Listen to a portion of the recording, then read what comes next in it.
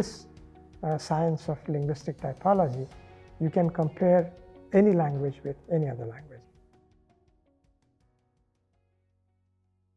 I started learning Japanese language in India in a place called Pune in 1982. This is a time when India is a socialistic economy and people are not encouraged to learn a foreign language. So I came to know in one of the classes in my high school that my teacher told me there is a language which uses a script where the meaning is written rather than sound. So I could not understand what exactly he was trying to say. And I asked him once again, what do you mean by writing meaning? And how would you write, say, love or say politics? He couldn't answer my question, and he said that rather I should go to the university Department of Foreign Language and check with them. So I went to the university and asked the people in the foreign language department. The name of the department was Modern European Languages. So they were teaching only European languages where there is no such script. So I started looking for other places, and I came to know of an organization called Indo-Japanese Association Pune, which was very close to my house. And when I visited them, they said that yes, Japanese is one of those languages where the script where you write the meaning. And then I asked her, can I study Japanese? They said, yes, but we don't have students. So if you manage to get 5 students, we will start a new batch. And then that's how I started learning Japanese. In 1985, Suzuki was the first Japanese company to be allowed to work in India. The condition that was imposed on Suzuki is that they have to make the product domestically manufactured. So many Suzuki people, they came to India and they have to transfer technology. But the people, the engineers who are coming from Japan, they cannot speak English. They speak only Japanese. So they were looking for people who could interpret or translate the documents from Japanese into English. And I started doing translations and interpretations. And by that time, University of Pune also has started teaching Japanese language. So I was teaching in the evening Japanese language to Indian students. And while I was teaching Japanese to them, many people used to ask very difficult questions about Japanese grammar. And my answers used to be very intuitive because I never had any background in the science of language. And that was the reason why I thought that I should be studying linguistics. But my parents were not, they were opposing that I should not leave my job of a mechanical engineer and go to the university and become a student. So I worked in the industry for about 8 to 9 years, working as a translator and interpreter for so many Japanese companies. And then after I had enough money, enough savings in my bank, I told my parents that this is the time now I should be quitting my job and going to study linguistics. So I wanted to do Japanese linguistics. And there are very few universities in India where Japanese is offered as a major subject. And one of the university was Jawaharlal Nehru University, probably the only university available back in those times. It's about 1,200 kilometers away from my place. So I decided to take an entrance examination of Jawaharlal Nehru University, and I got into the MA course in Japanese language. And after reaching there, I came to know that there is a linguistics department also in the same university. So I started learning linguistics in the linguistics department and Japanese in the Japanese department.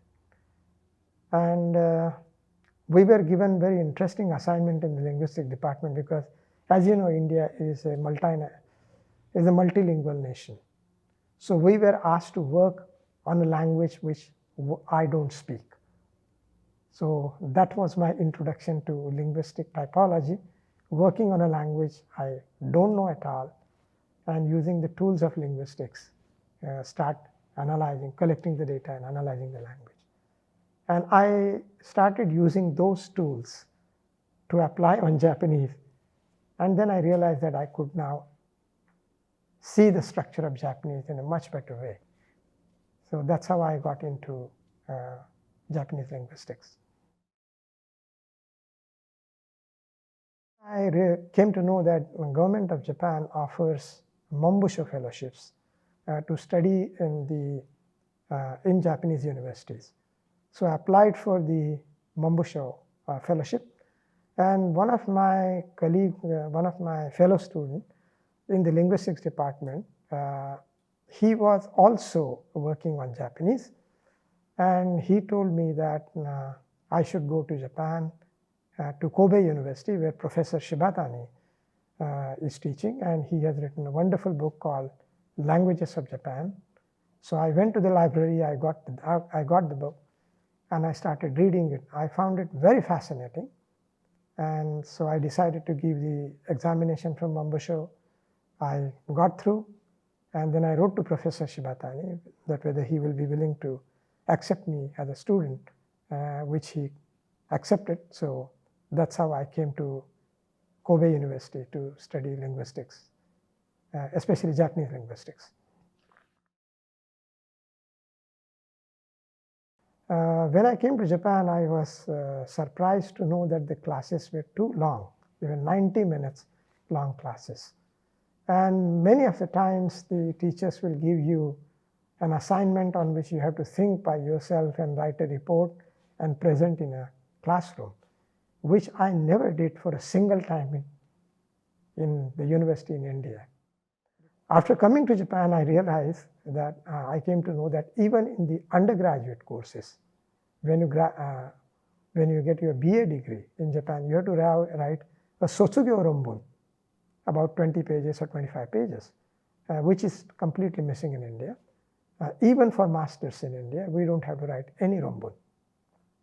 So that was a big difference in the style of education in India and in Japan.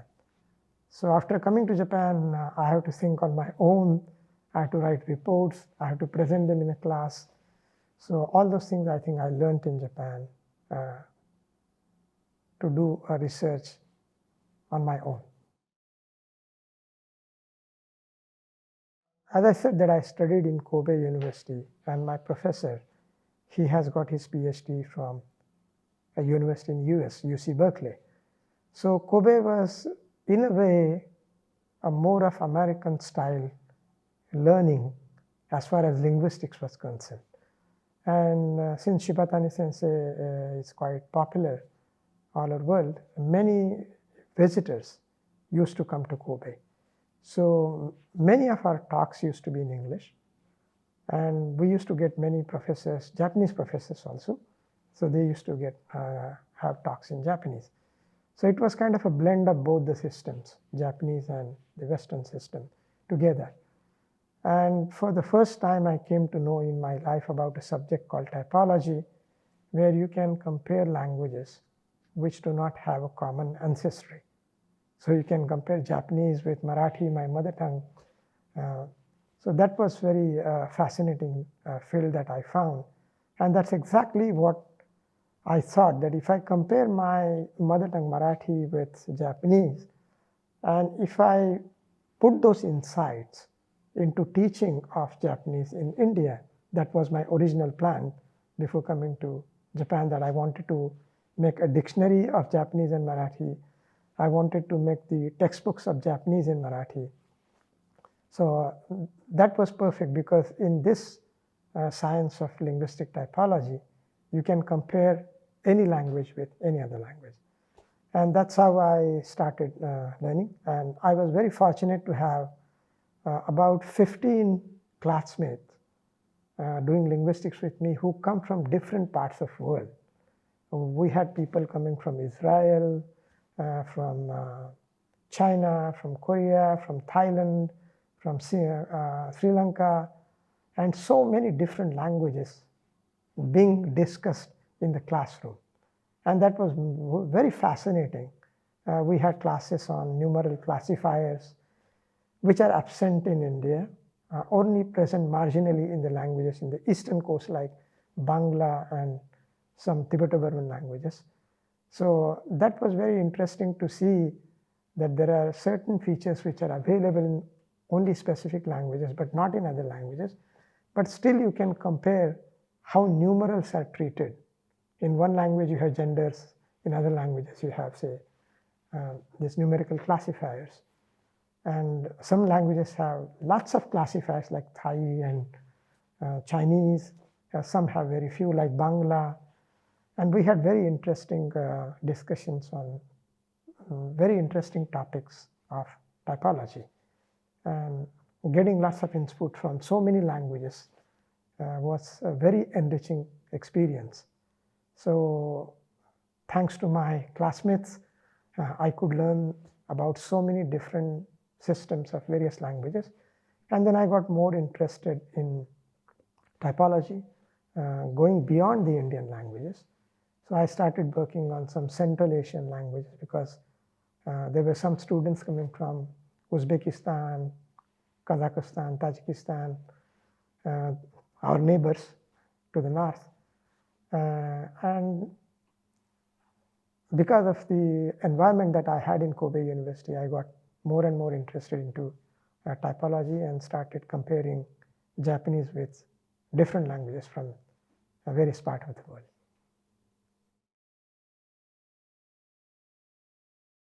After I finished my PhD in Kobe University, I got a JSPS fellowship. So I worked in Kobe University for another 2 years. And after my postdoc was over, it so happened that the government of Japan came out with a new scheme called Center of Excellence, COE.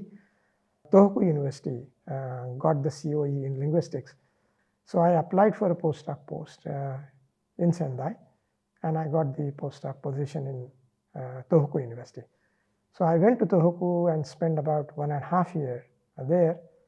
And during that time, I was looking for a permanent job. So I applied for a job of advisor to foreign students available in Kobe University then. So I went back to Kobe from Tohoku and spent around 4.5 years at Kobe. And around that time, I came to know that NINJAL is going to undergo some reforms where a new department on typology is going to come up. And I decided to apply for the position, and that's how I landed up coming to NINJAL with a new department of doing theoretical research and typological research at NINJAL. NINJAL is a Japanese government-owned organization which works on Japanese language. Our name in Japanese is Kokuritsu Kokugo Kenkyusho. So Kokugo, in extended sense now, we understand it as Japanese language. So in NINJAL, we have linguists, about 30 permanent people who are working on various aspects of Japanese language, such as we have department of dialects, we have department of corpus linguistics, we have department of Japanese language education for foreigners, and we have another department called Japanese research on theoretical research and typological research on Japanese language. So I work in the division of theory and typology. We run a large-scale projects because we are a inter-university organization. So our job is to have large-scale projects wherein the scholars who are working on Japanese in Japan as well as outside will come together and form a joint project, and we produce and based on those projects we come out with some publications within Japan as well as from outside, both in English and Japanese. So primarily the job in my department involves first of all, conceiving large-scale projects, then getting funding from the institute, getting people on board to work together, and then running those projects. Typically, there is a cycle of 6 years in Japan. So running a project for 6 years, and within those 6 years, produce as many research outputs as possible, both in print as well as online. So the online resources is also one important part of my department. So in last 10 years, I have developed some linguistic maps which are online. Like we have created 2 maps so far, where data from about 100 languages is included. So we have the important part is dissemination of the research work to the research community. That's one of the important jobs of NINJAL. So we are kind of a service department that we give the research outputs back to the communities, or back to the linguistic community, or back to the speakers of the language, and also to the people who are studying Japanese language all over the world.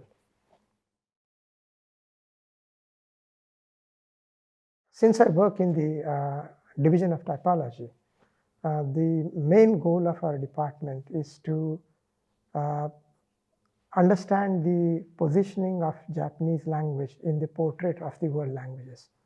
That's one big goal towards which we are organizing various kinds of projects. So currently, I'm working on noun modifying constructions. That's a large project. About 40 people are involved in that project. So the research or academic goal is to produce the best of research and publish it from the major publishing houses within and outside Japan.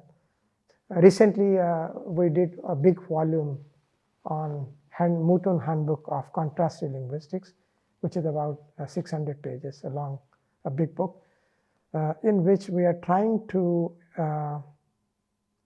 introduce the insights of Japanese linguistics in English to the English-speaking world.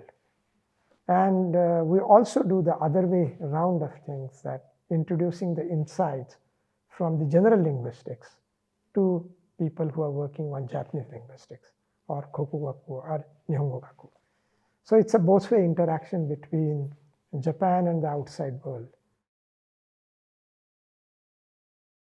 In the coming years, I would like to focus on how the insights of theoretical research can be passed on to the applied linguistic side, especially to the teaching of Japanese language outside Japan. Because every year we see that the number of students who are learning Japanese language are increasing, especially in the Asian continent now. And economically also, the Asian continent is now getting prosperous. And that's one of the reasons why more and more people are studying Japanese. But unfortunately, the technical jargon of linguistics is not properly diluted and being fed to the applied world. So I would like to also work on the applied side of making best of dictionaries online, which will be freely accessible to anyone in any part of the world at any time. So I want to be a communicator between the theoretical linguistic world and the practical Japanese language teaching linguistics. Japanese linguistics itself is a very rich, it's a highly studied language. So some people may say that there is a saturation as far as finding out new phenomena in Japanese linguistics. But when you compare Japanese, the typological studies of Japanese, it's, I think, a highly underdeveloped field. And there's a vast scope in the field of typology, comparing Japanese with other languages. And when you start doing that, then you find so many new phenomena which couldn't be found just by looking at Japanese language. When you compare it with other language, then you start finding out things which are underexplored. So I think I see a vast potential for the foreign people who are working on Japanese language to find out so many new things. But you need a lot of patience, because you need to read primary sources in Japanese. So for that, you must be very fluent in reading, writing, and speaking Japanese language, because you need to present in Japanese, so you have to be very fluent in Japanese, spoken Japanese. If you want to learn on the history of Japanese, then you have to, for example, Kodaigo, then you have to know Kodaigo also. Specific knowledge is required. So it takes a long time. But I think there are good rewards if you spend enough time on working on this language. So it's like you should be gamanzuyohe. You should be very patient is required. And as they say in Japanese, momokuri sannen, kakihachinen. So if you want to have good results, then you have to work for a long time. It's not just working for 1 or 2 years. So you should be prepared to have a long-term game. And I see a lot of opportunities to work in Japan. But culturally, Japan is quite different from your own place. So there are many adjustments you need to make culturally also. Like you need to get used to long meetings and nemawashi, spade work, doing all those things which may be absent in your country, but which is very much present in Japan. You need to have nomikai. Nominication is also an important part of working in Japan. So if you are flexible to make some changes in yourself to adjust to the culture, the way Japan works, then I think there is a great scope for working in Japan.